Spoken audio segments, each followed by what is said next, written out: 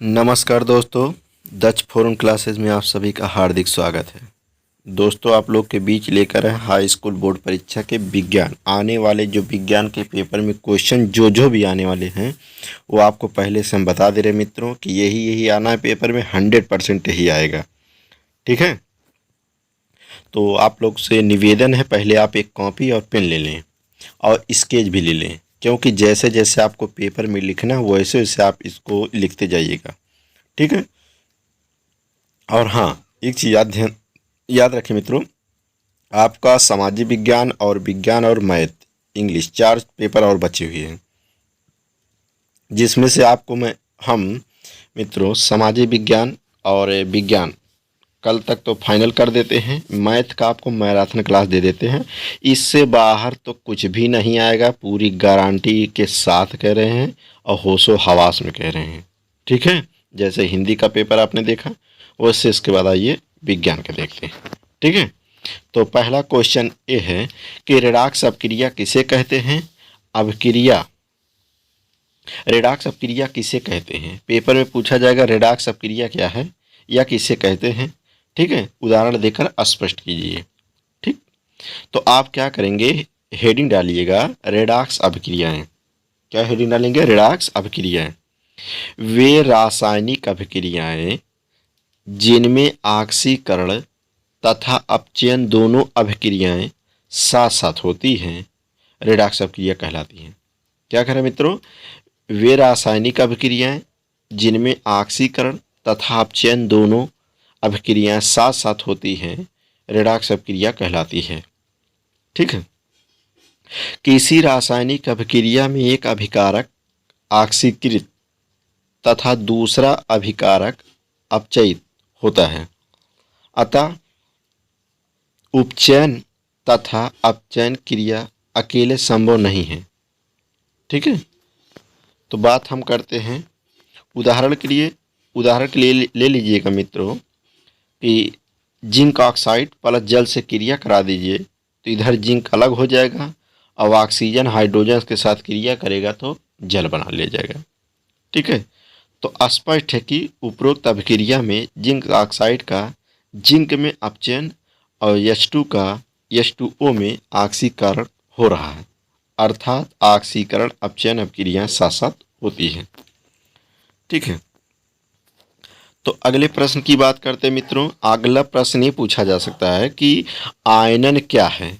आयनन क्या है या ताप तथा विलयन की सांद्रता से किस प्रकार प्रभावित होता है। ठीक है मित्रों, तो आइए बात हम करते हैं आयनन की। किसी विद्युत अपघट्य जैसे अम्ल क्षार लवण को जल में घोला जाता है तो 2 प्रकार के विद्युत आवेशित कणों में विभक्त हो जाते हैं, जिन्हें आयन कहते हैं। आयन का मतलब समझ रहे हैं, सीधे सीधे आप बात याद रखिएगा, धन आयन और ऋण आयन में वियोजित हो जाए। किसी विद्युत अपघट्य जैसे अम्ल क्षार लवण को जल में घोला जाता है तो 2 प्रकार के विद्युत आवेशित कणों में विभक्त हो जाते हैं, जिन्हें आयन कहते हैं। इस प्रकार की घटना आयनन कहलाता है। उदाहरण के लिए जैसे सोडियम क्लोराइड ले लीजिएगा, तो सोडियम क्लोराइड हेडिंग क्या डालेंगे, ताप का प्रभाव। इसमें ताप का प्रभाव जो हेडिंग डालेंगे मित्रों, विलयन का ताप बढ़ने से आयनन की मात्रा बढ़ती है और ताप वृद्धि से अणुओं की गति बढ़ती है, जिससे आयनों के बीच आकर्षण बल कम हो जाता है और आयनन बढ़ जाता है। ठीक है, दूसरा हेडिंग इसमें क्या डालेंगे, सांद्रता का प्रभाव। किसी विद्युत अपघट्यों का आयनन विलयन के सांद्रता के व्युत्क्रमानुपाती होता है। व्युत्क्रमानुपाती का मतलब समझे मित्रों, उल्टा। अतः विलयन की सांद्रता जितनी कम होगी आयनन उतना ही अधिक होगा, अर्थात तन्यता बढ़ने पर आयनन भी बढ़ेगा। ठीक है, तो इसमें क्वेश्चन और था मित्रों, तो उस पर ज़्यादा ध्यान मत दीजिएगा। जो क्वेश्चन है आयनन क्या है यही पूछा जाएगा। अगला देखिए मित्रों क्या पूछा जाएगा, याद रखिएगा, फिटकरी आता है या प्लास्टर ऑफ पेरिस। तो फिटकरी को बात छोड़िए, बात हम पहले करते हैं प्लास्टर ऑफ पेरिस। देखिए प्रश्न कैसे पूछे जाएंगे। प्लास्टर ऑफ पेरिस की जल योजना अभिक्रिया लिखिए। या कहा जाएगा प्लास्टर ऑफ पेरिस के रासायनिक गुणधर्म का समीकरण लिखिए। ठीक है, तो आइए हम बात करते हैं। पहले हेडिंग आप डालिएगा प्लास्टर ऑफ पेरिस का रासायनिक नाम। तो क्या लिखेंगे? Calcium sulphate hemihydrate. ठीक है, कैल्शियम सल्फेट हेमीहाइड्रेट को ही प्लास्टर ऑफ पेरिस कहा जाता है। अणुसूत्र लिखेंगे CaSO4। क्या है अणुसूत्र? CaSO4। हाफ, हाफ का मतलब आधा, 1/2 H2O। बनाने की विधि क्या है? जिप्सम को जब 120 से 130 सेंटीग्रेड तक गर्म करने पर प्लास्टर ऑफ पेरिस बनता है। जिप्सम का क्या फार्मूला है मित्रों? याद रखिएगा, 2 ब्रैकेट CaSO4 2H2O।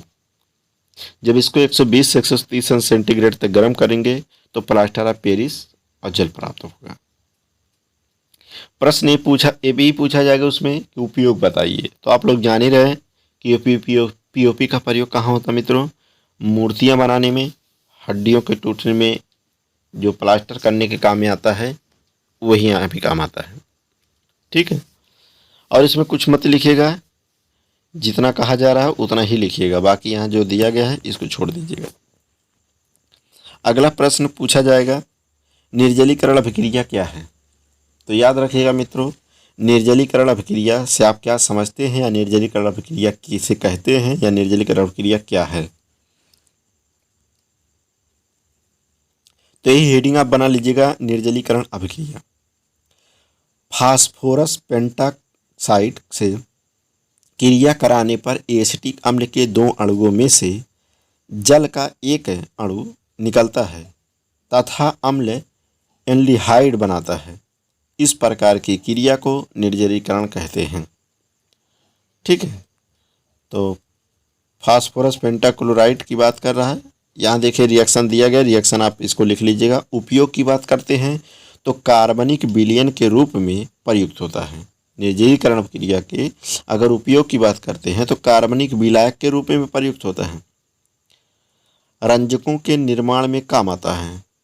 सफेदा के निर्माण में प्रयुक्त होता है।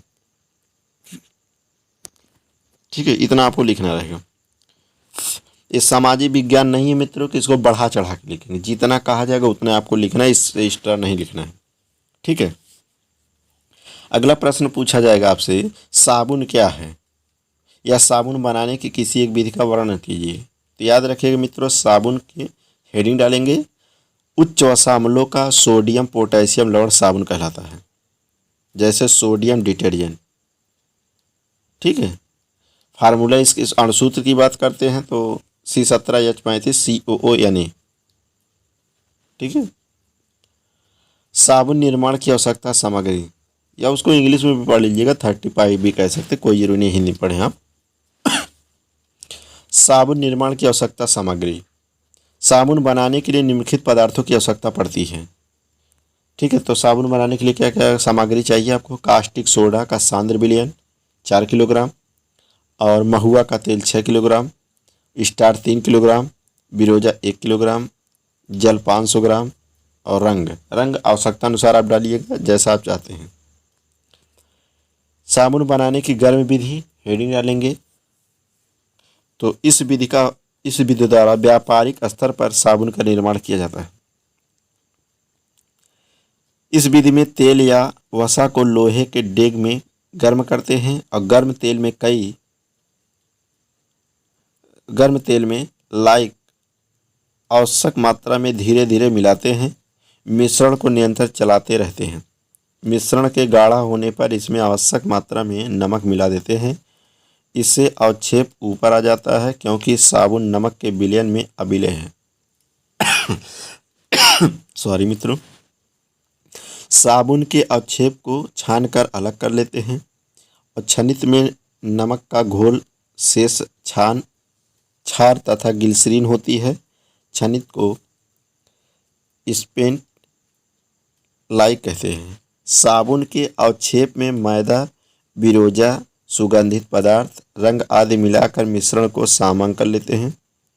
इसे फ्रेम में ढालकर जमा देते हैं और ठंडा होने पर इसे टिकिया के आकार में काट लेते हैं। जिसे टिकिया का मतलब समझ रहे हैं, जैसे बट्टी कहते हैं, बट्टी वाला साबुन ना, या गोल में भी साबुन आता है, या ईंट के आकार का भी बनाते हैं, ठीक है, तो आपके अनुसार होगा वहाँ, ठीक है। तो इससे ज़्यादा आपको नहीं लिखना है साबुनीकरण में। अगला देखिए हेडिंग इंपॉर्टेंट ये भी रहेगा, क्रियात्मक समूह पर टिप्पणी लिखिए। प्रश्न है क्रियात्मक समूह पर टिप्पणी लिखिए, या प्रश्न पूछा जाएगा क्रियात्मक समूह को उदाहरण से समझाइए, या क्रियात्मक समूह किसे कहते हैं, एल्कोहलिक एल्डिहाइड कीटोनों कार्बोक्सिलिक समूह के सूत्र लिखिए, ठीक है।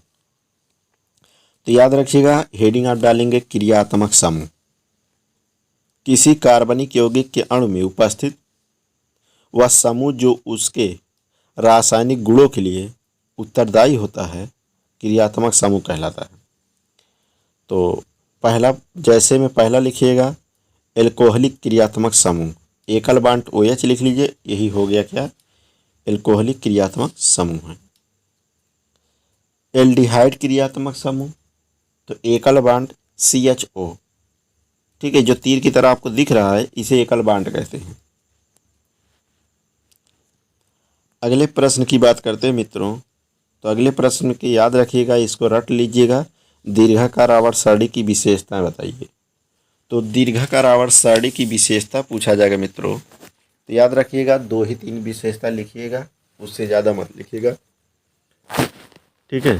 तो दीर्घाकार आवर्त सारणी की विशेषता में पहला विशेषता, इस आवर्त सारणी में 7 आवर्त 18 वर्ग होते हैं। दूसरा, इस आवर्त सारणी में धातु अधातु तत्वों को अलग अलग रखा गया है। तीसरा लिखेंगे संक्रमण तत्वों के sp बलाक तत्वों के मध्य रखा गया है।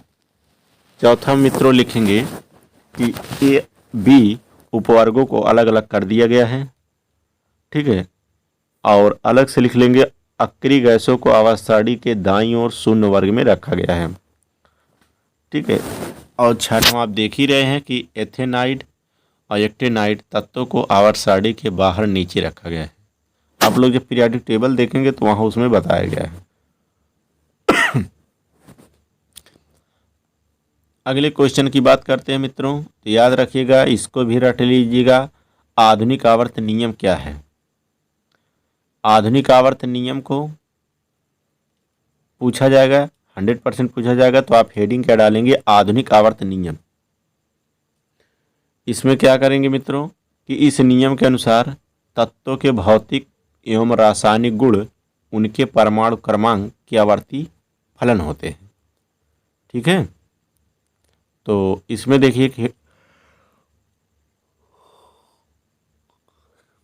एक हेडिंग इसमें और होगा मित्रों, एक हेडिंग इसमें और मित्रों कि विकर्ण संबंध तत्व अगर पूछ लेगा अलग से हेडिंग, तो याद रखिएगा, ठीक, अलग अगर हेडिंग पूछता है तो विकर्ण संबंध तत्व दूसरे आवर्त के तत्व के कुछ गुण तीसरे आवर्त में स्थित उन तत्वों के गुणों में समानता होती है जिन्हें एक दूसरे के विकर्ण अमुख होते हैं, इसी को विकर्ण संबंध तत्व कहते हैं।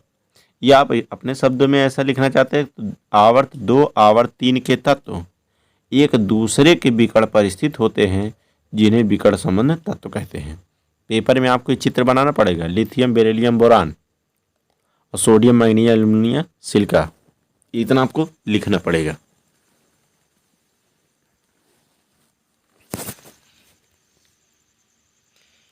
अगले प्रश्न की बात करते हैं मित्रों। अब आइए बात हम करते हैं बायो की।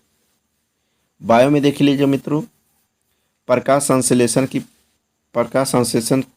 परिभाषा लिखिए या वर्णन करिए, जो भी कहा जाएगा। तो आप हेडिंग डालिएगा प्रकाश संश्लेषण। पौधे पर्णाहरित सूर्य के प्रकाश की उपस्थिति में CO2 का मतलब कार्बन डाइऑक्साइड गैस तथा जल से भोज्य पदार्थों का निर्माण करते हैं। इस क्रिया को प्रकाश संश्लेषण कहते हैं। इस क्रिया में जल का प्रकाशिक ऑक्सीकरण, CO2 का अप्रकाशिक आवरण होता है, कार्बनिक यौगिक बनाते हैं और O2 मुक्त होती है, ठीक है मित्रों। तो रिएक्शन आप देख ही रहे हैं। प्रकाश संश्लेषण की क्रिया विधि, प्रकाश संश्लेषण क्रिया विधि 2 प्रस्ताव में पूर्ण होती है। पहला प्रकाश अभिक्रियाएं, या इसी को दूसरे नामों में और कहा जाता है हिल अभिक्रियाएं। दूसरा क्या, प्रकाशिक अभिक्रिया या केल्विन चक्र क्रिया। तो देखिए इसमें तो का वाला देख लीजिएगा मित्रों, प्रकाश अभिक्रिया। यह क्रिया प्रकाश की उपस्थिति में हरित लवक के ग्रेन में होती है। प्रकाश अभिक्रिया में प्रकाश ऊर्जा का रूपांतरण रासायनिक ऊर्जा में हो जाता है। यह ऊर्जा एटीपी में संचित हो जाती है। इस क्रिया को फोटोस्फोरिलेशन कहते हैं। प्रकाश आवेशित करके प्राणहरिम उत्सर्जित हो जाते हैं। इससे उच्च ऊर्जा इलेक्ट्रॉन मुक्त होते हैं। हरित लवक में अनेक इलेक्ट्रॉनग्राही होते हैं। इनके मध्य से उत्सर्जित क्लोरोफिल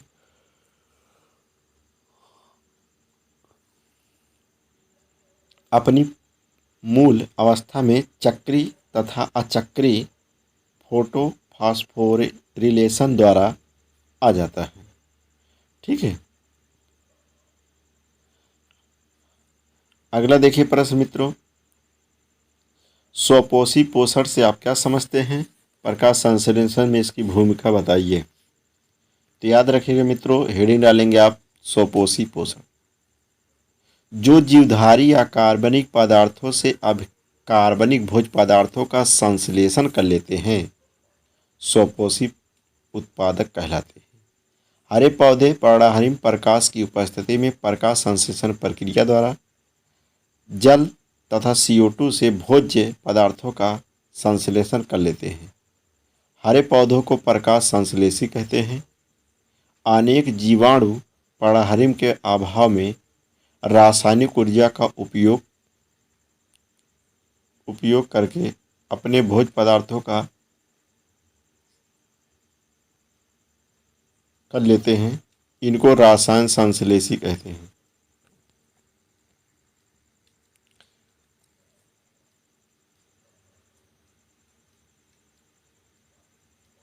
अगला देखिए मित्रों, क्वेश्चन पूछा जाएगा, पर परागण किसे कहते हैं? तो कुछ नहीं, पेपर में जैसे अगर आपको दिखता तुरंत आप लिखिएगा पर परागण। जब एक पुष्प के परागण उसी जाति के किसी अन्य पौधे जिसकी जीन संरचना भिन्न होती है कि पुष्प के वर्गीकृत पर पहुँचते हैं तो इसे पर परागण कहते हैं। पर परागित पुष्प एक लिंगी द्विलिंगी होते भी हैं। पर परागण की विशेषता विधियाँ या कीट, जल, वायु एवं जंतुओं के मध्य से होता है। कीट परागण। पर परागण मुख्यतः छोटे छोटे कीट पतंगों द्वारा होता है जो अपने भोज की तलाश में एक पुष्प से दूसरे पुष्प पर जाते रहते हैं। ये आवागमन के दौरान पुष्पों का परागण कर देते हैं।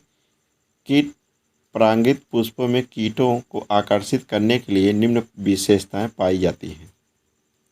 पहला पॉइंट डालेंगे, बड़े एवं आकर्षण पुष्प। कीट परागित पुष्प बड़े एवं आकर्षण होते हैं ताकि कीट दूर से ही पुष्पों को देखकर उनकी ओर आकृष्ट हो जाते हैं। अगला हेडिंग आप पेपर में डाल दीजिएगा, सुगंधित पुष्प। कीटों को आकर्षित करने के लिए पुष्पों में विशेष प्रकार की सुगंध भी होती है। रात में खिलने वाले पुष्प विशेष रूप से सफ़ेद रंग के और सुगंधित होते हैं, जैसे रात की रानी, चमेली, बेला आदि। ठीक है, तो 3-4 पॉइंट इसमें दिए गए हैं, आप 2 ही 3 पॉइंट याद रहे। अगला दिया गया मकरंद की उपस्थितियाँ, हेडिंग डाल लीजिएगा। कीट परागित पुष्पों में मकरंद ग्रंथियों से मकरंद स्रावित होता है, जैसे बेला में। दोस्तों आप लोग की बहुत मेहनत करना पड़ता है, बहुत ही ज़्यादा मेहनत करना पड़ता है, सच बता रहे हैं। ऑफलाइन क्लास ऑनलाइन क्लास देने के बाद इस समय आप पुलिस की भर्ती, लेखपाल की भर्ती, उस पर बच्चे भी कमेंट कर रहे हैं। और वैसे तो आप लोग ही आने वाले भविष्य के पुलिस, आर्मी और PCS IAS आप ही लोग बनेंगे, इसीलिए आपको पहले ज़्यादा ध्यान दिया जा रहा है कि परसेंटेज आपका अच्छा रहे बस। अगला प्रश्न दिया गया है, कायिक जनन किसे कहते हैं? इसके लाभ तथा हानि बताइए। तो कायिक जनन किसे कहते हैं? हेडिंग डालेंगे, कायिक जनन। अनेक उच्च श्रेणी के पौधे में कायिक अंगों से नए पौधे का निर्माण होने की प्रक्रिया को कायिक जनन कहते हैं। कायिक जनन से लाभ। इस विधि में मृत पौधे के समान लक्षण वाले पौधे प्राप्त होते हैं। दूसरा पॉइंट लिखेंगे, इस विधि से अल्प समय में नए पौधे तैयार किए जा सकते हैं। तीसरा लिखेंगे, अनेक पौधे में बीजों का निर्माण सुगमता से नहीं होता है। कायिक जनन विधि द्वारा इस पौधे की सांतित्व को बनाए रखा जाता है, जैसे केला, अंगूर, गन्ना और गुलाब आदि। इस विधि द्वारा घटिया प्रजाति के पौधों को उत्पन्न प्रजाति में बदला जा सकता है। इस विधि द्वारा एक ही पौधे से विभिन्न स्वाद वाले फल, विभिन्न रंग वाले पुष्प उत्पन्न किए जाते हैं। कायिक जनन से हानि। इस विधि से पौधे की जनन क्षमता कम हो जाती है। जब हानि पूछा जाएगा तभी आप लिखेंगे मित्रों, नहीं तो नहीं लिखेंगे। अगला प्रश्न पूछा जाएगा, स्वपरागण के लिए आवश्यक अनुकूलन तथा इसके लाभ या हानि लिखिए। लाभ हानि की बात कर रहे हैं मित्रों। तो हेडिंग पेपर में आप लिखेंगे, स्वपरागण, एक पुष्प से परागण उसी पुष्प के वर्तिकांग उस पौधे के अन्य पुष्प के वर्तिकांग पर कायिक जनन द्वारा तैयार की किसी अन्य पौधे के पुष्प के वर्तिकांग पर पहुंचने की प्रक्रिया को स्वपरागण कहते हैं। स्वपरागण के लिए आवश्यक अनुकूलन। पुष्प प्रायतः द्विलिंगी होते हैं। जब एक लिंगी होते हैं तो नर तथा मादा पुष्प एक ही पौधे पर लगते हैं। दूसरा पॉइंट लिख लीजिएगा, नर तथा मादा जनन अंग एक ही साथ परिपक्व होते हैं। और अपने तरफ से इसमें बढ़ा लीजिएगा, 2-3 लिखना रहेगा। तो स्वपरागण के लाभ, तो लाभ देख लीजिएगा, आप एक ही लाभ लिखिएगा। स्वपरागण में किसी बाह्य माध्य की आवश्यकता नहीं होती है, अतः स्वपरागण निश्चित होता है। दूसरा, इसमें जाति की शुद्धता बनी रहती है। हानियाँ देख लीजिएगा, स्वपरागण से हानि, स्वपरागण से विभिन्नताएं उत्पन्न नहीं होती हैं और नई प्रजातियों के विकास की संभावना नहीं रहती है। स्वपरागण के फलस्वरूप उत्पन्न बीज संख्या में कम और हल्के तथा छोटे होते हैं।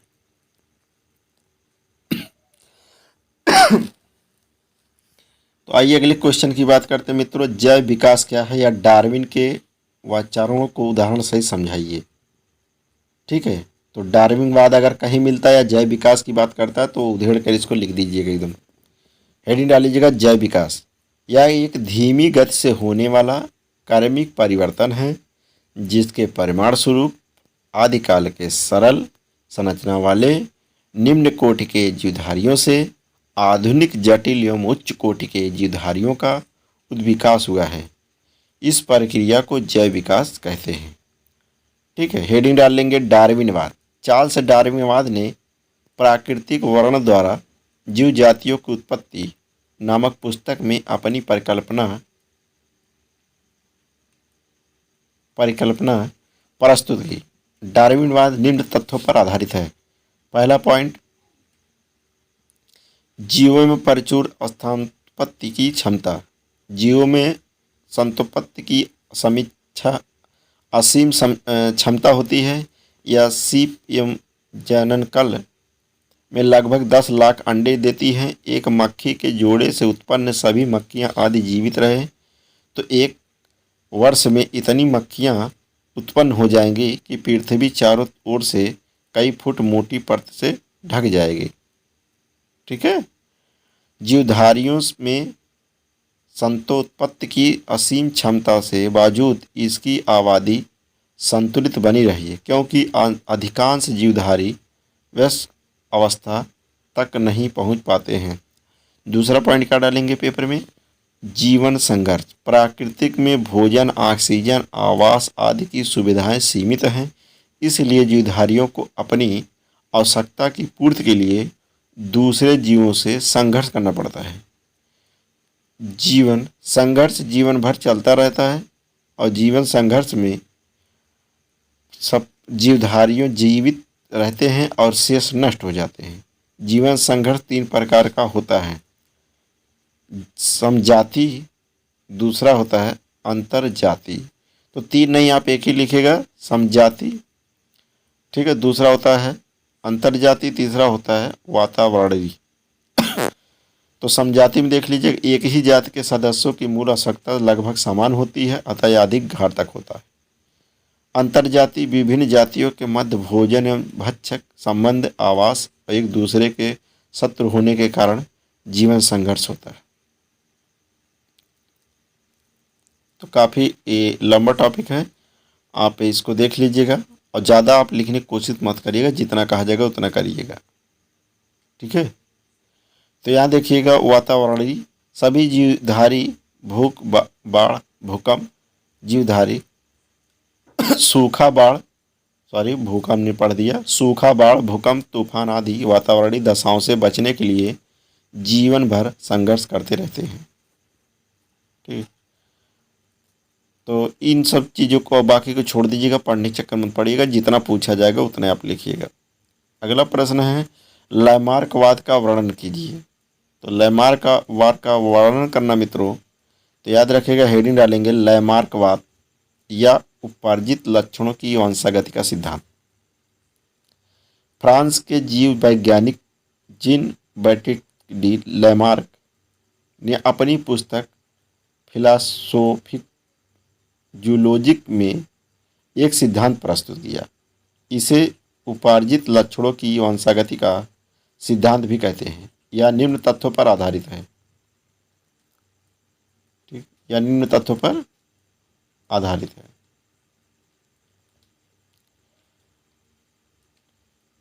अगला प्रश्न है, स्वतः जननवाद पर टिप्पणी लिखिए। स्वतः जननवाद पर टिप्पणी लिखना मित्रों, तो याद रखिएगा, इसको लिखेंगे, स्वतः उत्पादन एवं आजीवित जीवधारियों का मत थेल्स, अरस्तु और प्लेटो आदि के अनुसार जीवों की उत्पत्ति समय समय पर आविजित पदार्थों से होती है। वान हेलमंट ने गेहूं के चोकर तथा पसीने से भीगी कमीज को एक साथ रखकर 21 दिनों में चूहे की उत्पत्ति का दावा किया था। कूड़े करकट आदि से कीड़े मकोड़े आदि की उत्पत्ति को पुराने दार्शनिक मानते रहे। आज भी अनेक व्यक्ति मानते हैं कि शरीर की गंदगी और पसीने आदि से जू उत्पन्न हो जाती है। मिस्र के लोगों का विश्वास था कि नील नदी की कीचड़ से सायंकाल में मेढक, ढोढ़, कछुए, घड़ियाल आदि उत्पन्न होते हैं। तो ऐसा कहा जाता है मित्रों, ठीक है, देखा तो नहीं गया है। तो याद रखिएगा, अगर पेपर में पूछा जाता है स्वजननवाद पर टिप्पणी लिखिए, तो आप यही लिख दीजिएगा, ठीक है। अगले क्वेश्चन की बात करते हैं, जाति उद्भव क्या है। जाति उद्भव क्या है, किसी एक उद्विकास कारक पर नाम लिखिए। तो हेडिंग डालेंगे, जाति निर्माण या उद्भव जाति। एक लैटिन भाषा शब्द है जिसका अर्थ एक प्रकार होता है, अर्थात जाति जीवों के समूह का एक प्रकार होती है। जैविक धारणा के अनुसार जाति अंतर्गत करने वाले जीवों का एक समूह होती है। दो जातियों के जीवों के मध्य जननिक पृथक होती है। जाति को वर्गीकरण की सबसे छोटी इकाई माना जाता है। नई जाति के निर्माण के लिए जीवों में जननिक पृथकता का होना अनिवार्य होता है। जीवों के मध्य इस तरह की पृथकता भौगोलिक परिस्थितियों एवं जैविक कारणों से होती है। अपूर्व जाति से नई जाति की उत्पत्ति को जाति उद्भव या जाति निर्माण कहते हैं। जाति उद्भव के कारण जीवों की जीन राशि में परिवर्तन के कारण नई जाति का निर्माण होता है। जीन राशि में परिवर्तन निम्न कारणों से होते हैं। उपपरिवर्तन पहला, दूसरा आनुवंशिक विचलन, तीसरा प्राकृतिक चयन, चौथा संकरण और चौथा पृथक्करण। सॉरी मित्रों, अगला देखिए प्रश्न क्या है, रसांकुर क्या है, ये कहाँ पाए जाते हैं, इनका क्या कारण है। तो रसांकुर छोटी आंत की श्लेष्मा में पाए जाने वाले उभार होते हैं। छोटी आंत का अवशोषण तल रसांकुर तथा सूक्ष्म कारकों के कारण लगभग 600 गुना हो जाता है। रसांकुरों का सूक्ष्म कारकों में रक्त केशिकाओं तथा केशिकाओं का जाल पाया जाता है। वसी अम्ल तथा ग्लिसरॉल का अवशोषण लसिका केशिकाओं द्वारा तथा अन्य सभी पोषक पदार्थों का अवशोषण रक्त कोशिकाओं द्वारा सक्रिय विवरण की सहायता से होता है। इस क्रिया में ऊर्जा व्यय होती है। यह ऊर्जा एटीपी से प्राप्त होती है। ठीक है, तो याद रखिएगा मित्रों, ये आपके जो 21 क्वेश्चन थे, अभी आपका चित्र बताया जाएगा और चित्र बोर्ड पे बताया जाएगा। तो अगले वीडियो में आप लोग से मिलते हैं मित्रों। ठीक है, अभी फिजिक्स के टॉपिक बाकी, याद रखिएगा फिजिक्स के जितने टॉपिक हैं अभी आपको परिभाषा और टिप्पणी अभी ये सब बताए जाएंगे। फिजिक्स के टॉपिक अलग से बनाए जाएंगे वीडियो उसमें, क्योंकि प्रश्न आते हैं, आंकिक प्रश्न होते हैं, तो उसको आपको हल करके बताया जाएगा। ठीक है, तो और आपका विज्ञान और सामाजिक विज्ञान का पेपर तो बहुत बेटर जाएगा, उसके लिए टेंशन ना लीजिएगा।